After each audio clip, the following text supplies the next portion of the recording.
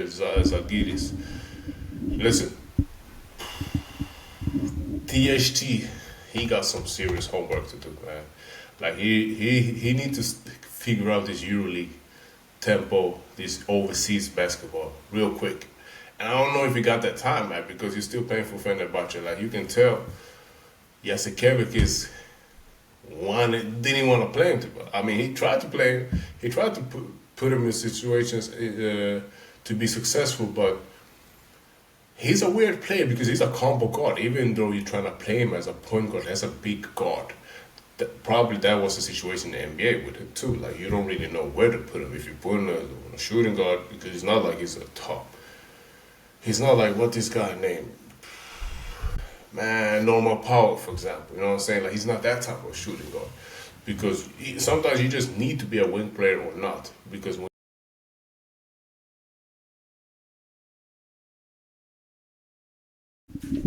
yeah, we back as I was saying. So THT, back to him. He looked off. Of course, he got some buckets, but all the buckets he got was kind of like, you know, the buckets you're supposed to get. You're in transition, running faster. Some guys getting layups, some layups here and there, because he trying to be more. I think he was surprised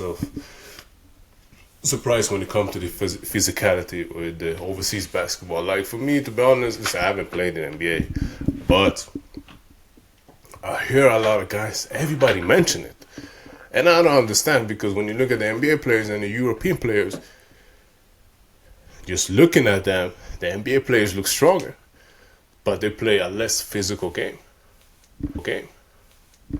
And playing a less physical game, of course, your body will be used to, getting these bumps and contact, some different kind of ways.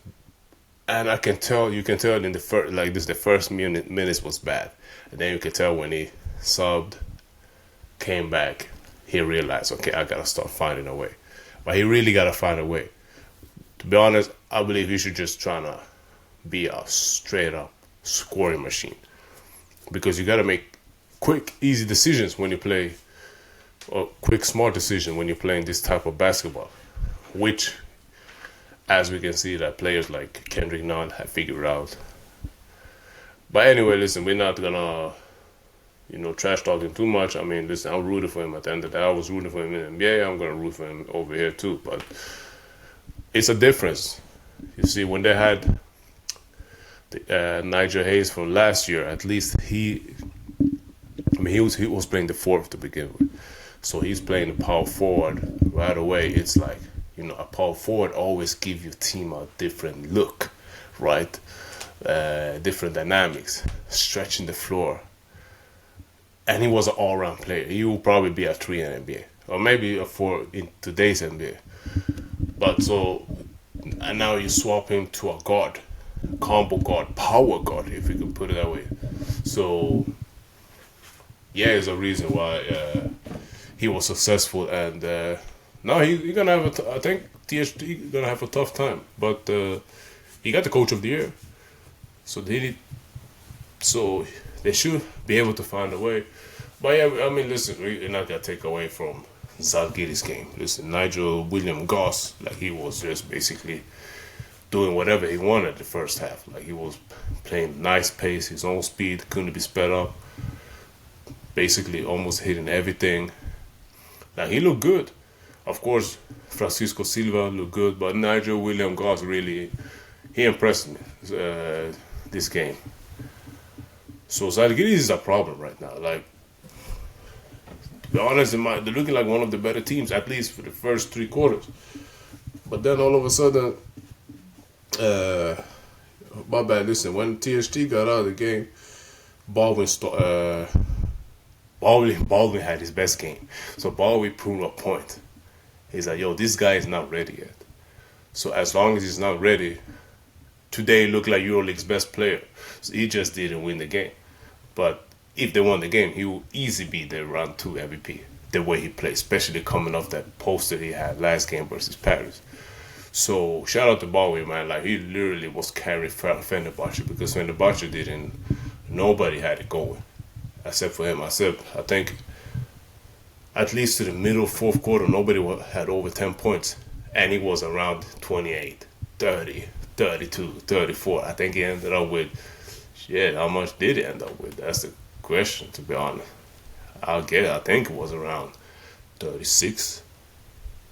Just imagine. 36 points. Where's the score? Let me see, my bad, guys. Normally I always have these things up, but yeah, he ended up with 34. No, 36. His PR was 34. So, yeah, that speaks for itself. Off the bench. Talking about off the bench. So imagine. So maybe they need to give him the keys to the team and lead the team.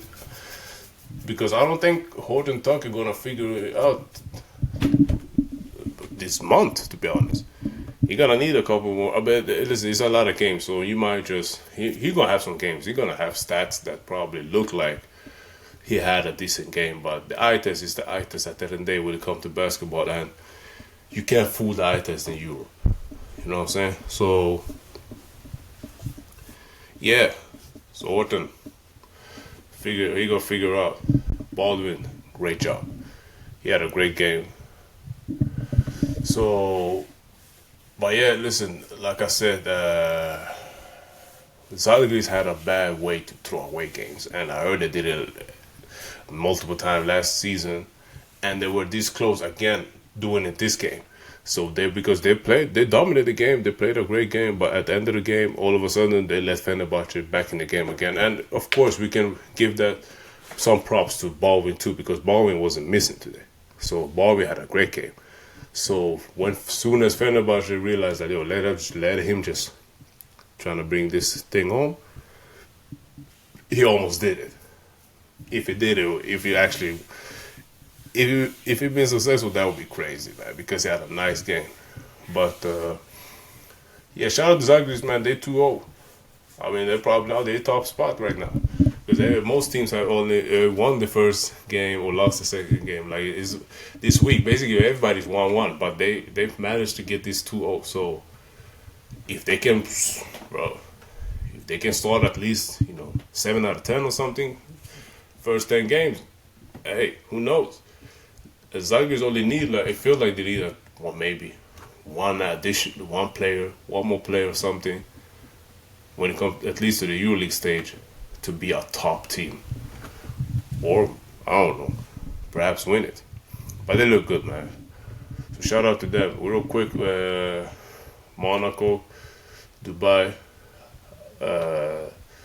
We don't need to talk that much about that game. That was actually only thing that, like I said from the beginning, listen, Kabengele, he was carrying the offense basically for Dubai the first half. Like, he got Danny Tyson 3 fouls real quick. You can tell Danny Tyson, he started trying to act frustrated and shit, but listen, the nigga was out playing you straight up. So, like I said, he's going to be a problem for all the bigs in Europe. He's going to be a problem for all the bigs.